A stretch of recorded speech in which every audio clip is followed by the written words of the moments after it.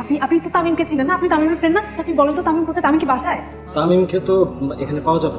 তামিম কোথায় তাহলে? তামিমের আজকে একটা জায়গায় আসার কথা ছিল, ও তো সেখানে আসেনি। আমি ওকে ফোনে ট্রাই করছি, ওকে টেক্সট পাঠাচ্ছি, কোনো রেসপন্স নাই। ফোনে কল করলাম, কোনো বুঝতে পারছি না ও কোথায়। আপনি কি কিছু কিছু জানেন? তামিমকে তো আপনি মোবাইলে পাবেন না, ফোন করে পাবেন না, তার মানে দেশের বাইরে চলে গেছে। দেশের বাইরে না? ঠিক আছে দাঁড়ান, আমি আপনার জন্য যেটা করতে পারি সেটা হচ্ছে আমি হোয়াটসঅ্যাপে কল করি। বন্ধু কি খবর? ভাবি কই? ভাবির কি খবর? এই তো হ্যাঁ, ভাবিও ভালো, ভাবিও ভালো, আমিও ভালো। তো তোর না একটা গার্লফ্রেন্ড ছিল, কি জানি নাম? আফরিন। আফরিন, তোর না আফরিন নামে একটা গার্লফ্রেন্ড ছিল বন্ধু? আপনি অনেক বোকা একটা মেয়ে, ওরে পটাই তো 2 লাখ টাকা নিলাম, সেই টাকা দিয়ে এখন ইসরাতকে বিয়ে করে আমি হানিমুনে। বন্ধু বন্ধু তুই একটা জিনিস, বন্ধু তুই আজকে অবশ্য ওকে বিয়ে করার কথা ছিল আমার, খোঁজ দিয়ে দেখ কাজে অফিসে গিয়ে হয়তো আমার জন্য এখন অপেক্ষা। আচ্ছা বন্ধু রাখি, তো ভাবি আসতেছে, পরে ফোন করতেছে। আপনাকে কি আমার আর কিছু বলতে হবে? কোথায় যাবেন?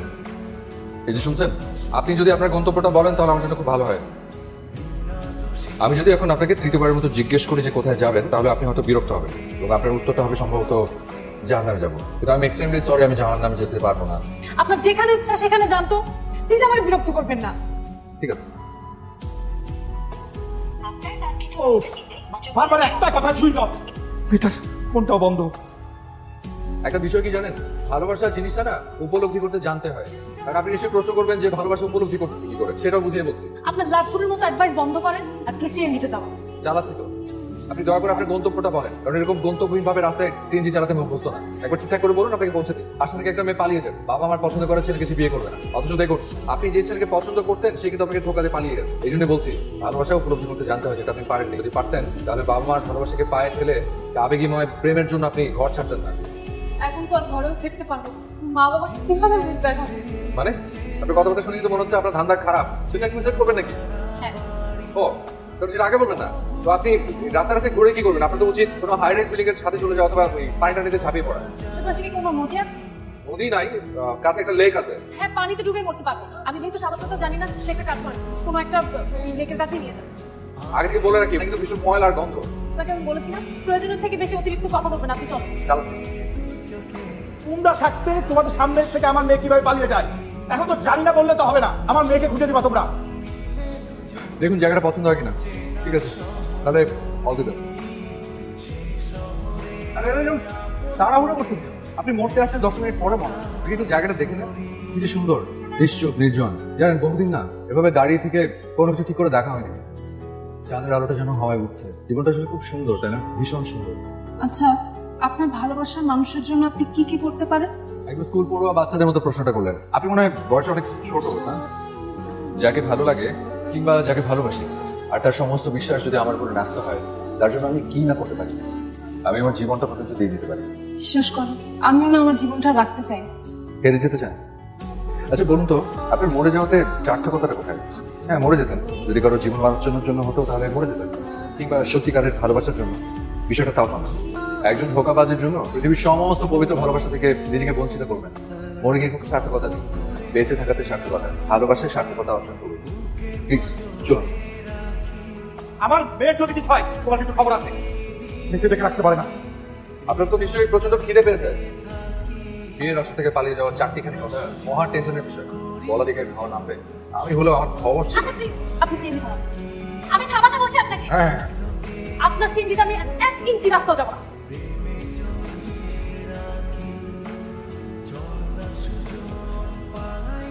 আবার সিএনজিতে উঠতে আপত্তি নেই তো আপনার? আপনি আবার ফিরে এলেন কেন? তাহলে আমি আবার কথা বলে আপনি যদি আবার সিএনজি থেকে নেমে যান? আমি তো আপনাকে প্রয়োজনীয় কথা বলতে মানা করি। চা খাবেন টোস্ট বিস্কিট দিয়ে? শুধু চা খাবো, ফুটপাতে বসে। আচ্ছা চা শেষ করার কোথায় যাবেন? আপনার বাসায় কি কোনো রুম ফাঁকা আছে না ভাড়া দেওয়ার মতো? সবাইকে ছেড়ে একা থাকতে চান? তাছাড়া তো আপনি উপায় পেয়েছেন। তুই বাড়ি ফিরে যান। সম্ভব, ফ্যামিলির সবার মান সম্মান ধুলাই মিশিয়ে দিয়ে বের হচ্ছে। এখন গেলে আব্বু আমাকে মেরেই ফেলবে। মানে আমি তো মরে যেতে চাচ্ছিলাম। বাবার হাতে একটু শাস্তি পেলে নিজের ভেতরের অপরাধ বোধ একটু হলে কমবে। বাড়ি ফিরে যান। আচ্ছা, আপনি কি আসলে সিএনজি ড্রাইভার? এই যে সিএনজিটা এটা আমি চালাই, আর আপনি নিজেই আমার চালাচ্ছেন। তার মানে তো এটাই প্রমাণিত যে আমি সিএনজি ড্রাইভার। আমার বাড়ি খুব সুন্দর করে সাজিয়েছে। যাই হোক, অল দ্য বেস্ট। বাবা মা কখনো সন্তানকে দূরে ঠেলে দেয় না, ভালোবাসাটা উপলব্ধি করতে হয়। তবে সত্যিকারের ভালোবাসা পাওয়া। আচ্ছা আপনার ভাড়া কত হয়েছে? ও না, ভাড়া আর লাগবে না। কেন? আমি আপনার কি লাগে যে আপনি আমাকে ফ্রিতে সিএনজি নিয়ে ঘোরাবেন? তখন রাগের মাথায় মিটার থেকে 300 টাকা বেশি দিয়ে নেমে গেছিলেন। আবার চাই যে পর্যাপ্ত ভাড়া আছে। ভুলে গিয়েছিলাম। আচ্ছা ঠিক, ভালো থাকবেন। আচ্ছা শুনুন, আপনার নামটাই তো আমার জানা হলো না। আমার নাম আরিফুল ইসলাম। আর আপনি? আফান। যান, ভেতরে যান।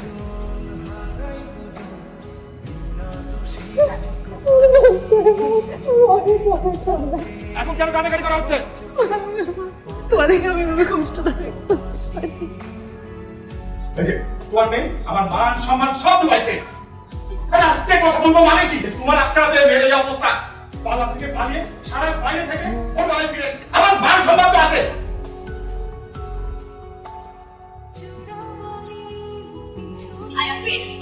আপনি তো আমার একটু ফ্যামিলি প্রবলেম ছিল, অনেকদিন ধরে কিন্তু ক্লাস করছিস না, এখন থেকে রেগুলার ক্লাস। ঠিক আছে, আচ্ছা চল ক্লাসে যাই। আমি একটু পরে আসি, কারণ হচ্ছে আমার একটু কাজ আছে। ঠিক আছে, ওকে।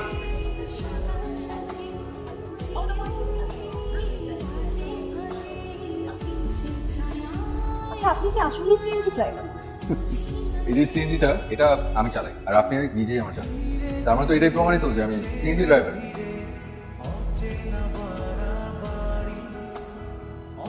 একজন ধোঁকাবাজের জন্য পৃথিবীর সমস্ত পবিত্র ভালোবাসা থেকে নিজেকে বঞ্চিত করবেন। আমি সবার পরিচয় কিন্তু জানি। নাজমুল হাসান। শম্পা।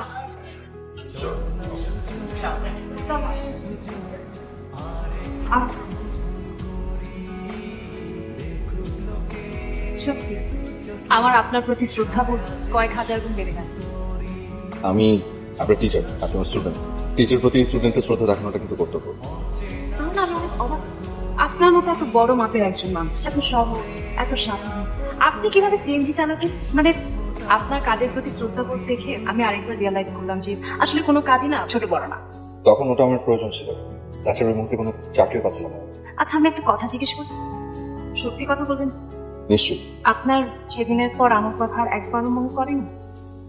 করেছে, এবং সত্যি বলি বাসায় গিয়ে মনে করেছে।